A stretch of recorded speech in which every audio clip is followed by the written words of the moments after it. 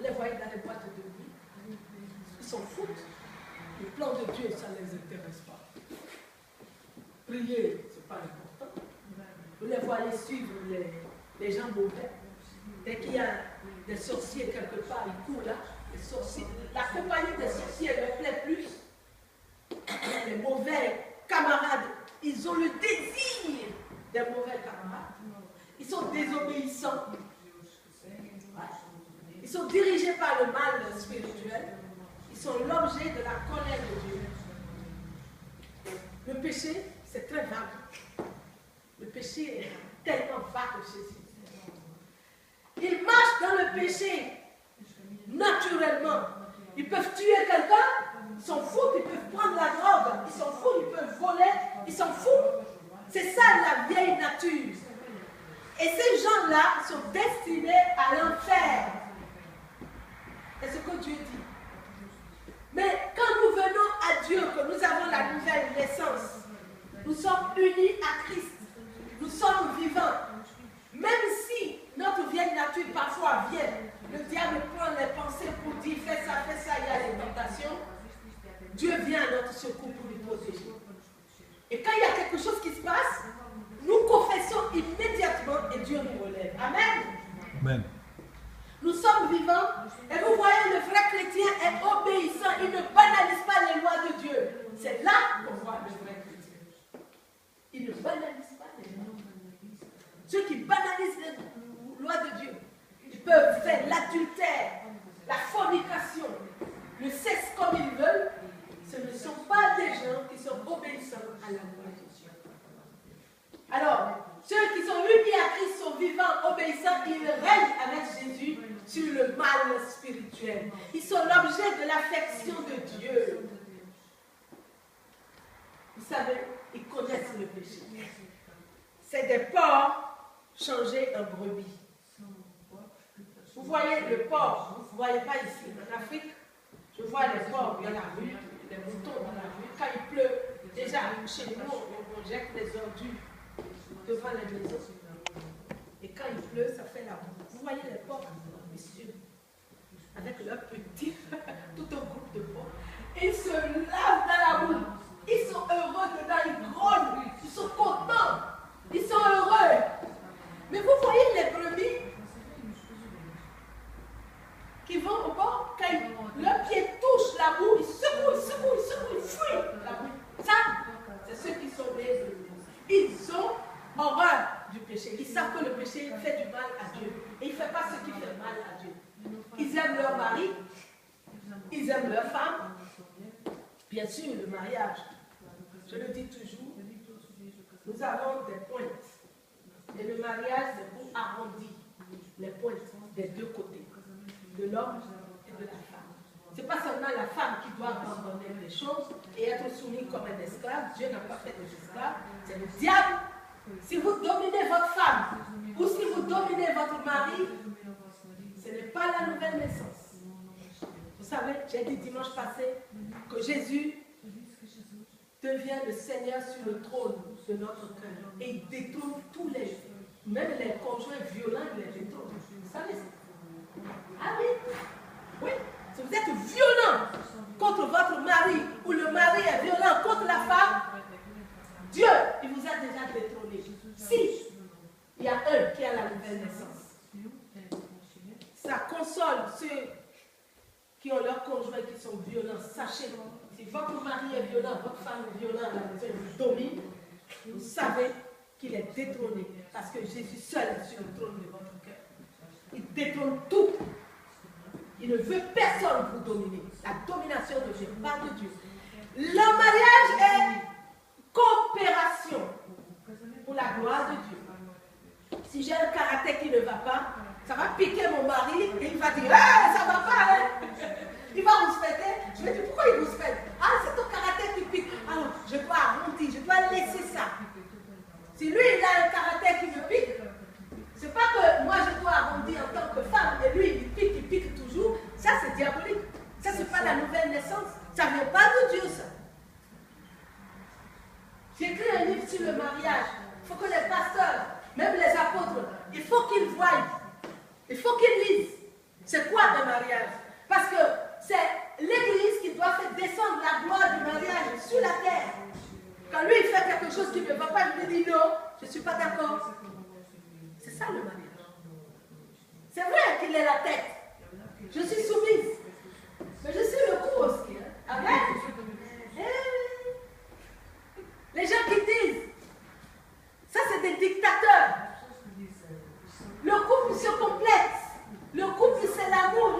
Vous voyez, l'amour ne domine pas l'autre. Qu'est-ce qu'il veut? Je dévore ses désirs. Je vais lui faire plaisir. Mais lui, pareillement, il doit faire la même chose. Ce n'est pas dans un sens. C'est dans les deux sens. Amen. C'est dans les deux sens. Ce n'est pas une domination animale. Parce que dans le monde, les hommes dominent les femmes dominent les hommes. Ça, c'est dans le monde. Mais quand on a Christ maintenant, Christ détrône tout ce qui est domination. Christ est jaloux de vous, de nous. Christ ne veut pas que je sois esclave. Il ne veut pas. Il veut que je sois soumis à mon mari, mais pas esclave. Et je sois heureuse. Amen. Vous voyez, si je commence à hurler, je suis comme ça. Moi, je tiens. Je dis, tu n'as pas le droit. Dieu intervient. Amen.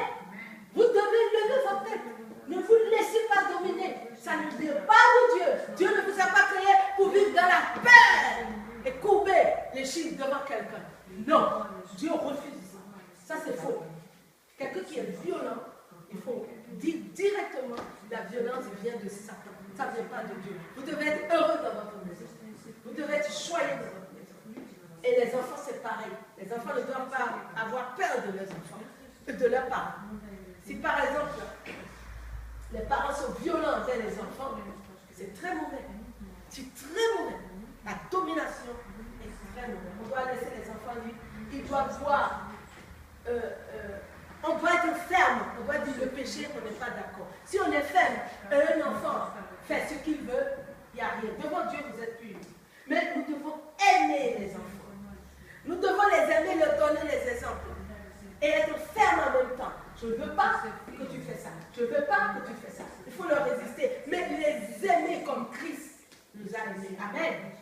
L'homme doit mourir pour sa femme. C'est marqué dans la Bible. Et je me suis posé la question, pourquoi Dieu a dit que l'homme doit mourir pour sa femme? Paul connaît les hommes. Amen. Il n'a pas dit la femme doit mourir. Lisez bien la Bible. Il connaît les choses. Il est homme lui-même. Il a dit, l'homme, tu meurs pour ta femme. Amen. Comme Christ est mort pour l'Église. Donc, nous devons, à la fin, nous avons la vieille nature destinée à l'enfer. Et là, la nouvelle nature, ça nous amène à nous asseoir avec Christ dans les lieux célestes et notre destination, c'est le ciel. C'est extraordinaire. J'ai fait le tour le péché même de caractère, de pensée. Tout ça, ça doit nous amener dans la sanctification au fur et à mesure. Et c'est à l'église et en lisant la Bible. En lisant la Bible. Si par exemple je parle de Ruth ce matin, si vous n'avez jamais lu l'histoire de Ruth, vous serez perdu. C'est pour ça qu'il faut lire la Bible comme un nouveau-né qui désire le lait. Et quand la parole de Dieu descend, ça descend sur quelque chose qui vient faire une révélation, déjà une connaissance qui vient faire une révélation. Le Saint-Esprit utilise ce que nous avons. Si nous n'avons jamais lu Ruth, la Bible est toujours fermée, n'est jamais ouverte. Nous arrivons à l'église, on parle de Ruth. Ah, c'est qui ça? Elle est où? Dans quelle Bible? Ça, on ne désire pas le lait. Il faut désirer le lait. Il faut lire toute la Bible. Il faut prendre du temps. Jésus, je veux te connaître. En tout cas, pour ceux qui veulent aller au ciel. On veut aller au ciel. Jésus a payé le prix. Mais nous aussi, nous avons notre part. Amen. Les gens qui disent, Jésus a payé le prix, je dors. Et après, je fais tout ce que je veux. Et après, c'est à cause de Jésus. Ça, c'est les baptistes, ça. Ça, c'est prêcher des raccourcis pour aller au ciel. Ça, ce n'est pas la voie du ciel. Ils n'iront pas. Je vous le dis. Ou alors, vous brûlez votre Bible. Dieu a été clair que la vieille nature ne rentrera pas dans le ciel. Parce que Jésus, quand il était sur la terre, il a vu le monde. Jésus a pleuré. Il a commencé à guérir les malades. Parce que n'a pas créé le monde pour que les gens soient malades. Il avait compassion Bartimée qui était au bord de la route en train de mendier. Jésus a dit, c'est quoi ça?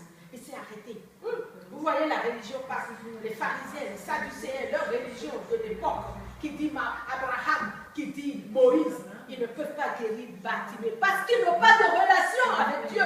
Et alors Jésus-Christ, il avait une relation avec son Dieu. Il avait une relation vraie, ce n'est pas une connaissance de Dieu.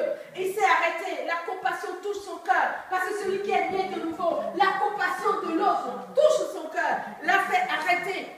Et il a guéri Bartimée, parce que dans le royaume de son père, il n'a pas créé la maladie. C'est la rébellion, le péché qui a amené la maladie. Et Jésus s'est arrêté. Et même la mort l'a fait pleurer. Il a ressuscité Lazare. Il a ressuscité les morts pour montrer que son père ne veut pas ces choses dans son royaume. Et quand on lui a dit, tu es de ce royaume, il a regardé les gens, la mort, la maladie, le vol, l'adultère, le beurre. Il a regardé tout ça. Il a dit, moi, Jésus a dit, moi, je ne suis pas d'ici. Je ne sais pas. Jésus a dit que lui n'est pas d'ici. Je ne sais pas, nous les hommes, pourquoi on s'installe même comme si on était d'ici. Le peuple de Dieu, c'est vrai. Jésus a dit, je ne suis pas d'ici. Il a dit, non? Amen. Quand les gens me posaient la question, tu es d'ici? Il a dit, moi, mon royaume n'est pas d'ici. Et nous, le peuple de Dieu, nous devons marcher sur la pointe des pieds. Comme Paul a dit, une tente légère. Un tout petit peu de choses. C'est vrai.